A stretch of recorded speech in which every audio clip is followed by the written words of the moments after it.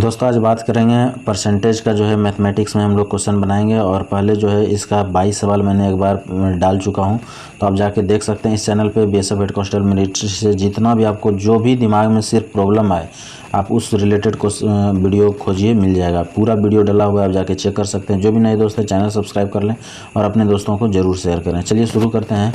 23 number का सवाल है। एक संख्या पहले 20% कम की जाती है, फिर इस कम की गई संख्या में से 20% वृद्धि की जाती है, तो परिणामी संख्या मूल संख्या से 20 कम है, तो मूल संख्या क्या है? तो इसको बनाइए आप, आराम से बन जाएगा, कहीं कोई दिक्कत नहीं है। आंसर इसका 500 है।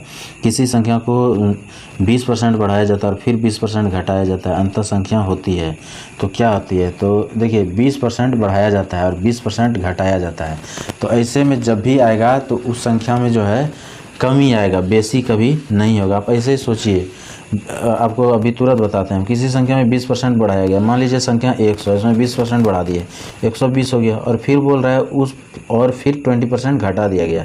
अब 120 में हम 20% घटाएंगे तो 120 का 20% कितना हो जाएगा? 12 दूनी 24। तो 24 जब आप घटाइएगा तो 120 में 24 घटा दीजिएगा तो कितना बच जाएगा? 96। पहले था कितना 100 और अब हो गया कितना 96, तो 4% का क्या हो गया? कमी हो गया। तो हमेशा जब एक ही चीज़ सेम दिया हुआ हो आपको कि इतना बढ़ाया जाए इतना घटाया जाए तो क्या होगा? तो हमेशा कमी होगा, इतना आप ध्यान रखिएगा, ठीक है। उसके बाद चलते हैं 25 नंबर पे। किसी व्यक्ति के वेतन को 25% कम कर दिया गया, तो उसके कम हुए वेतन को 25% बढ़ा दिया गया। आरंभिक वेतन की तुलना में उसका नया वेतन क्या होगा? फिर देखिए इसमें जो है 0.25% कम ही होगा। मैं आपको बता रखा हूँ कि ऐसे सवाल में जो है हमेशा कम ही होता है। उसके बाद चलते हैं। एक वस्तु का दाम P% से बढ़ाया गया, बाद में उस नया दाम का P% घटा दिया गया। अगर अधुनातन दाम 1 रुपया हो तो उसका मूल दाम था, तो ये देखिए इसका नंबर जो है आंसर C नंबर है। इसके बाद 27। किसी फर्म का कार्य करने वाले कर्मचारियों की संख्या 25% की वृद्धि कर दी जाती है तथा प्रति व्यक्ति मजदूरी में 25% की कमी कर दी जाती है। यदि उससे कुल मजदूरी X% की कमी होती है तो X का क्या मान होगा? 25/4 होगा। क्वेश्चन बनाइए, समझ में आ जाएगा। 2-3 बार पढ़िए, एक बार में समझ में नहीं आता है तो। एक संख्या में पहले 20% तथा पुनः 20% की वृद्धि की जाती है। बढ़ी हुई संख्या को कितने प्रतिशत कम किया जाए ताकि यह प्रारंभिक संख्या के बराबर हो जाए? आपको बता दें परसेंटेज चैप्टर बहुत मज़ा आता है बनाने में। आप आराम से बनाइए, समझ के बनाइए, सब क्वेश्चन समझ में आ जाएगा, कहीं कोई दिक्कत नहीं होगा। और वैसा कुछ होगा तो एक हम जो है नॉर्मल वीडियो डाल देंगे इसमें डायरेक्ट अपना बोर्ड पे बना के, जिसमें कि आपको एक बेसिक समझा देंगे, खाली बेसिक भी समझा देंगे तो आपका सब क्वेश्चन बनने लगेगा। बस बेसिक थोड़ा सा आपको पता होना चाहिए, बाद में कि परसेंटेज में कुछ भी दम नहीं है। हाँ, क्वेश्चन को 2 बार पढ़िए, 3 बार पढ़िए।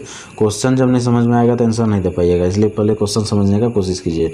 जो नए दोस्त हैं चैनल जरूर सब्सक्राइब करें, अपने दोस्तों को फॉरवर्ड भी करें।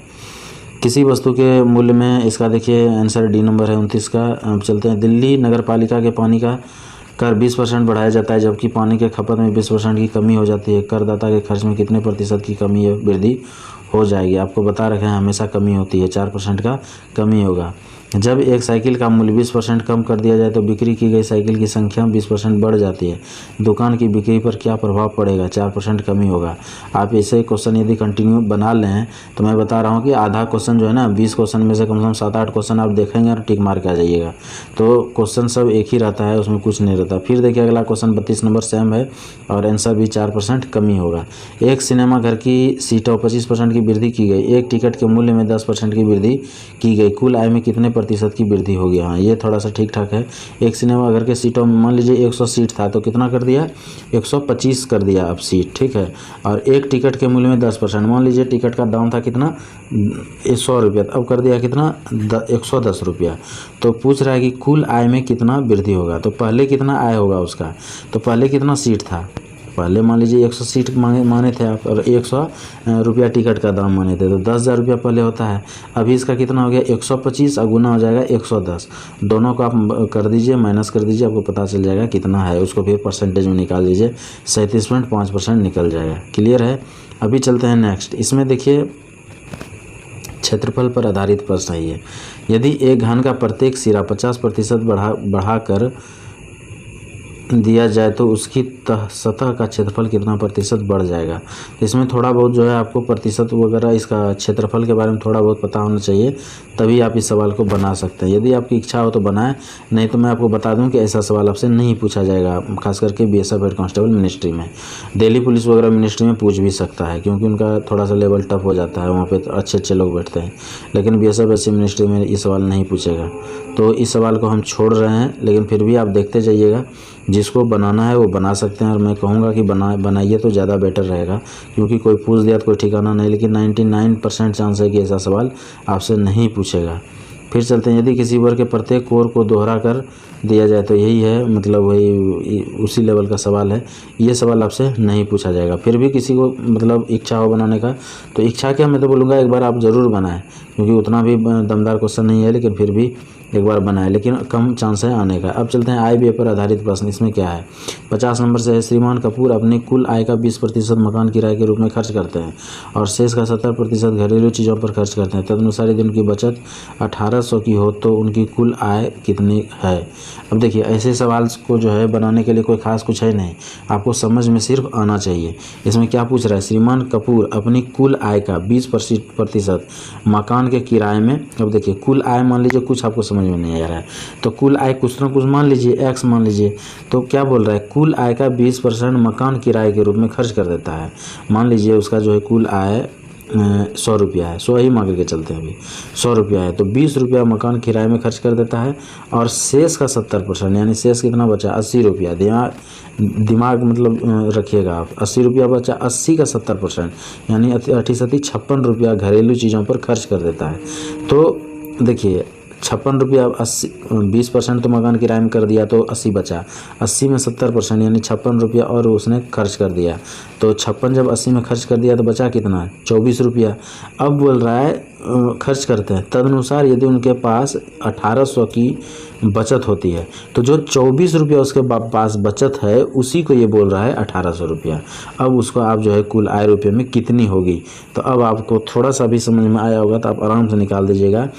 मतलब x का जो है 24, वही है ये 1800 रुपया, ठीक है। तो x का यहाँ पे वैल्यू निकल जाएगा, उसके बाद आप परसेंटेज में जाएंगे तो आराम से ये क्वेश्चन बन जाएगा, कोई दिक्कत नहीं, आपको समझ में आ गया होगा।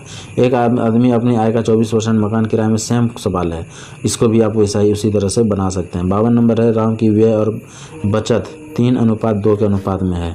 व्यय और बचत मतलब 3 उसका जो है खर्च है और 2 बचाता है। उसकी आय का 10% वृद्धि होती है और उसका व्यय 12% बढ़ जाता है, उसकी बचत में कितनी प्रतिशत का वृद्धि होगा। सवाल आप बनाइए, आपसे बन जाएगा। अरविंद अपनी आय का 75% खर्च करता है और शेष बचा लेता है। उसकी आय में 20% वृद्धि हो जाने पर वह अपने खर्च में 10% की वृद्धि कर देता है। तदनुसार उसकी बचत में कितने प्रतिशत की वृद्धि हो जाएगी। ये सब सवाल जो है एक कोई न कोई पूछ सकता है, जो नहीं पूछेगा मैं अपने हटा दिया आपको, लेकिन जो सवाल पूछने वाला है सबको बनाना है आपको। ए अपने मासिक वेतन का 20% बचाता है। यदि उसका मासिक व्यय 6000 है तो उसकी मासिक बचत क्या है। अब देखिए, ये सब सवाल एकदम ईजी है। ए अपने मासिक वेतन का 20% बचाता है, तो आप कुछ भी इसका मान लीजिए, इसका ऐसे सब सवाल को आप x लेके चलिए। मान लीजिए x रुपया अपने मासिक वेतन का 20% बचाता है, तो यह 100 में भी लेके बना सकते, किसी से भी बना सकते हैं, आपकी इच्छा है। मान लीजिए 100 रुपया इसका पूरा मासिक वेतन है, उसमें 20% बचाता है, यानी 20 रुपया बचाता है। यदि उसका मासिक व्यय 6000 है, यानी 80 रुपया जो है उसका, ठीक है, 80 रुपया जो है, इसमें आप ऐसे बना सकते हैं, x माइनस x का 20% इक्वल टू 6000, बस इतना ही हो जाएगा। यही है इसका इक्वेशन, x माइनस x का 20% इक्वल टू 6000, उसकी मासिक बचत क्या है, x में निकल जाएगा। एकदम आसान सवाल है, इसमें कोई दम है नहीं, लेकिन ऐसा सब सवाल पूछेगा आपसे, इसलिए बनाना तो पड़ेगा। 55 नंबर है, 2500 लोगों में से केवल 60% बचत करने की आदत पाई गई, उनमें से 30% बैंक में बचत करते हैं, 32% डाकघर में और शेष शेयरों में, तो शेयरधारियों की कुल संख्या कितनी। एकदम आसान क्वेश्चन है, बनाइए इसको। 56 नंबर भी देख लीजिए, एक आदमी ने अपनी पूंजी का 1/3 पर, 1/4 पर और शेष भाग 10% निवेश किया। यदि उसकी वार्षिक आय 561 रुपये, तो पूंजी क्या है। बड़ा मज़ा वाला सब सवाल है। सबका आंसर मैं दे रखा हूँ, आप आंसर देख रहे होंगे। आप सवाल को पढ़ते जाइए। हाँ, एक चीज़ है और ध्यान रखिएगा, सवाल को पूरा पढ़ के समझ के फिर बनाइए। नहीं बन रहा है तो 2 बार 3 बार दिमाग लगाइए।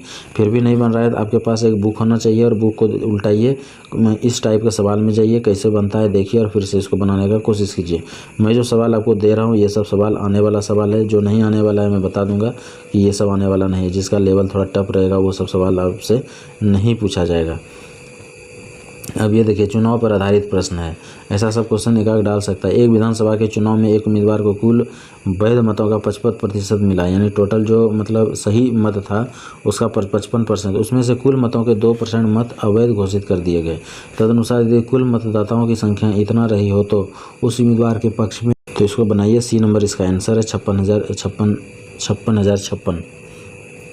उसके बाद नेक्स्ट क्वेश्चन है 64 नंबर। एक चुनाव में 2 उम्मीदवार ने भाग लिया, उनमें से 60% मत मिले और वह 1600 मतों से जीत गया। तदनुसार डाले गए कुल मतों की संख्या कितनी है? ये सब सवाल आपको दबादब बनाना चाहिए, एकदम सेकंड नहीं लगना चाहिए। तो ऐसे सब सवाल ही आपसे पूछे जाएंगे, बहुत ज़्यादा टफ नहीं पूछा जाएगा। लेकिन यदि बनाए हैं तभी बनेगा, नहीं बनाए हैं तो ये सवाल भी आपसे नहीं बनेगा। एक चुनाव में केवल 2 उम्मीदवार हैं, उनमें से 63% मत पाने वाले उम्मीदवार 650 मतों के बहुमत से निर्वाचित हो जाता है। अब देखिए, एक चुनाव में केवल 2 उम्मीदवार हैं, उनमें से 63% मत पाने वाला उम्मीदवार 650 मतों से बहुमत हो जाता है, यानी 63% इसने लाया। तो इसका मतलब क्लियर है कि जो अगला जो है, मतलब जो हार गया, उसने कितना लाया होगा? 37% लाया होगा। अब बोल रहा है कि 63% ला के 650 मतों से जीत गया। देखिए, उसने 37 लाया, इसने 63 लाया, तो 63 में आप जो है 37 माइनस कर दीजिए, तो जो बचा वो जो बीच में प्रतिशत बच रहा है वही प्रतिशत ये 650 है, क्योंकि 37% इसका और 37% उसका, वहाँ तक तो बराबर हो गया। अब इसने 650 मत ज़्यादा लाया, तो क्या ज़्यादा लाया? तो 37% तो उसने भी ला रखा है। तो 37 के बाद जो 63 है, यानी 63 में 37 आप माइनस कीजिएगा, तो उस बीच में जो % है वही प्रतिशत ये 650 है, उसका खाली ये 650 निकाल दीजिए, कुल निकल जाएगा। यानी x का इतना प्रतिशत जो माइनस करने के बाद होगा बराबर 650 कर दीजिए, आंसर हो जाएगा इसका। एक चुनाव में एक उम्मीदवार जिसे 84% मत प्राप्त हुआ है 476 मतों के बहुमत से निर्वाचित होता है, डाले गए मतों की कुल संख्या कितनी है? तो इजी सब सवाल है, आप आराम से बनाइए और आपको बनाना भी पड़ेगा, बिना बनाए कोई उपाय नहीं है।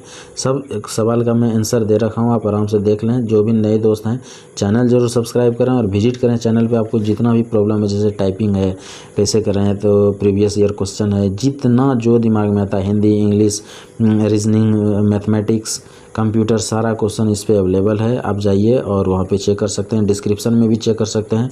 डिस्क्रिप्शन में टेलीग्राम का लिंक है, उस पर जाके क्लिक कीजिए, ज्वाइन कर जाइए। इस वीडियो का जो आपने ये क्वेश्चन देख रहे हैं, इसका आंसर आपको PDF पे पूरा, इसका PDF जो है टेलीग्राम पे अवेलेबल हो जाएगा। आप वहाँ पे पूरा जाके देख सकते हैं, डाउनलोड भी कर सकते हैं। आज के लिए इतना ही, थैंक यू।